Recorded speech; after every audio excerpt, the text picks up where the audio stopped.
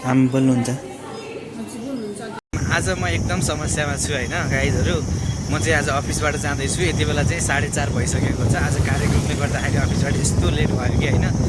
मलाई आज के समस्या छ भन्दाखेरि चाहिँ यहाँ लुम्बिनी मेडिकल कलेज चाहिँ एलएमसीमा चाहिँ एकजना हाम्रै चाहिँ रिप्टिकोट 8को सोमरको चाहिँ आमालाई चाहिँ ब्लड चाहिएको छ, 4 पिन ब्लड चाहिएको छ। उहाँले चाहिँ ब्लड खोज्नु भएछ, कहीँ पनि ब्लड भेटिएन। पाल्पा रेड क्रस सोसाइटीमा पनि भेटिएन, एलएमसीमा पनि स्टक ब्लडहरू रहेन रहेछ। उहाँलाई फेरि 4 पिनमध्ये चाहिँ फर्स्ट पिन भनेको उहाँलाई दिनुपर्ने चाहिँ फ्रेस ब्लड चाहिएको रहेछ। उहाँहरूले कतै पनि नभेटाएपछि मैले पहिला पनि त्यही आमालाई चाहिँ ब्लड दिएको थिएँ। अनि उहाँहरूले मलाई चाहिँ फोन गर्नुभएको छ आइदिनु पऱ्यो भनेर चाहिँ। मैले चाहिँ बिहानदेखि चाहिँ अनि यस्तै अफिसको व्यस्तताले गर्दाखेरि कता कता कार्यक्रम भएको कारणले गर्दाखेरि चाहिँ जानै पाएको छैन। अहिले चाहिँ म गएर त्यहाँ चाहिँ ब्लड डोनेट गरेर चाहिँ आमालाई दिएर आमालाई भेटेर चाहिँ कोठा फर्किन्छु। म सिधै गइहाल्छु, सिधै एलएमसी। र यहाँहरूलाई चाहिँ देखाउने चाहिँ कस्तो हुन्छ अनि आमाको स्वास्थ्य अवस्था कस्तो छ के छ भनेर चाहिँ म एकदम हतारमा छु है त। मैले चाहिँ ड्रेस पनि चेन्ज गरेन, मलाई लिन चाहिँ एकजना दाइ आउनु भएको छ। म ड्रेस केही चेन्ज गरेर जान्छु, उहाँलाई एकदम तल गाह्रो भइसकेको छ अरे। अनि छिट्टो गएर हामीले ब्लड दिनुपर्नेछ मैले। त्यही भएर चाहिँ म ड्रेस केही चेन्ज गर्दैन। मसँग सरकारी ब्याग थियो, मैले त्यहाँ राखेँ। मलाई एकजना दाइ लिन आउनु भएको छ, म चाहिँ तल गइहाल्छु है त। तल कस्तो हुन्छ त्यसपछि हजुरहरूलाई देखाउने छु।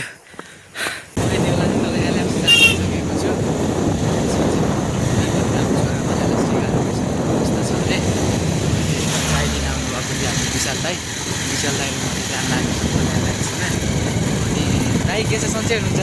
ठिक छ। म त्यही त यहाँ आमालाई चाहिँ समस्या भएर एकजना रिप्टिकोटको एकजना आमा, हजुर मैले पनि एउटा लिएर गएँ ब्यारेकबाट। हजुर मलाई 4 पनि चाहिएको छ ब्लड। हजुर एउटा भाइलाई चाहिँ मैले भनेको थिएँ, ए हजुर भाइ चाहिँ आयो। ल गाइजहरू चाहिँ म त्यहाँ गएर चाहिँ ब्लड डोनेट गरेर आउँछु। कस्तो हुन्छ आमालाई भेटेर आमाको स्वास्थ्य अवस्था कस्तो छ कुराकानी गरेर चाहिँ हालेर जान्छु है त।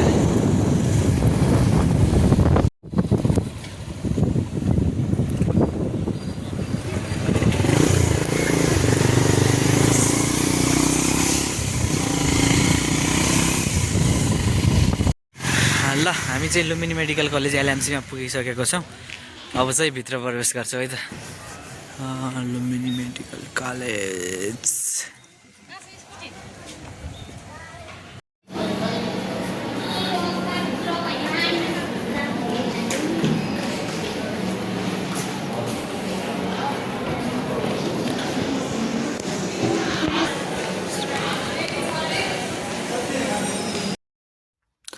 म यति बेला चाहिँ एलएमसीमा पुगेर चाहिँ ब्लड डोनेटको लागि चाहिँ अनि त्यहाँ गएर चाहिँ हामीले बिल चाहिँ काट्यौँ। अनि त्यसपछि चाहिँ मलाई चाहिँ खोकी लागिरहेको थियो हल्का। खोकीले गर्दाखेरि समस्या हुन्छ कि सिजनल खोकी हो कि अथवा धुलोले हो भनेर चाहिँ सोध्नु भएको थियो। मैले चाहिँ धुलोको कारणले गाडीमा यताउति हिँड्दाखेरि बिहानतिर चिसोमा जानुपर्छ, त्यसले गर्दाखेरि चाहिँ खोकी लागिरहेको भने। अनि मेरो चेक भयो एकचोटि चाहिँ, मेरो फेरि ब्लड दिएँ लेफ्ट हातबाट चाहिँ ब्लड दिएर चाहिँ ब्लड चेक गर्दाखेरि चाहिँ खोकी रुगाखोकी जस्तो देखिएन। अनि त्यही धुलोले गर्दाखेरि चाहिँ खोकियो भन्ने भयो।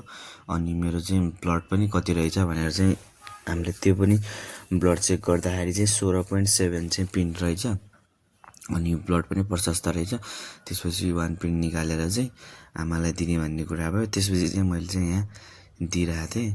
अनि यति बेला चाहिँ दिँदाखेरि चाहिँ डक्टर यहीँ हुनुहुन्थ्यो। डक्टरले मलाई चाहिँ के गर्नुपर्छ, हात चलाउनु, यताउति गर्नु भनेर चाहिँ कुराकानी गर्दै अनि ब्लड लिनुभयो। यसले गर्दाखेरि मलाई चाहिँ ब्लड गएको पनि थाहा नै भएन, सजिलो भयो, त्यति गाह्रो भएन के पनि। अनि ब्लड दिँदै गर्दाखेरि म साइलेन्ट भएर बसेको थिएँ। अनि जस आमालाई ब्लड दिन पाउँदाखेरि चाहिँ एकदम खुसी लाग्यो। आमाको स्वास्थ्य अवस्था एकदम उहाँलाई गाह्रो भएको छ, ब्लड नै नपाएर पाल्पाभरिमा चाहिँ एकदम गाह्रो भइरहेको थियो। अब 4 पिन ब्लड चाहिँ कहाँबाट ल्याउने भन्ने भएको थियो। जे होस् राम्रो भयो।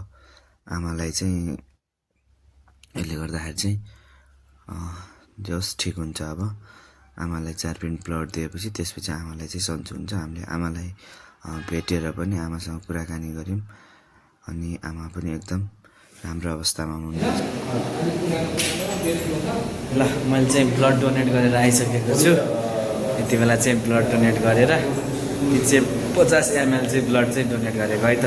अब आमालाई भेटौँ है त, आमा कता हुनुहुन्छ। आमालाई भेटिसकेपछि अनि त्यसपछि चाहिँ हामी घर जान्छौँ।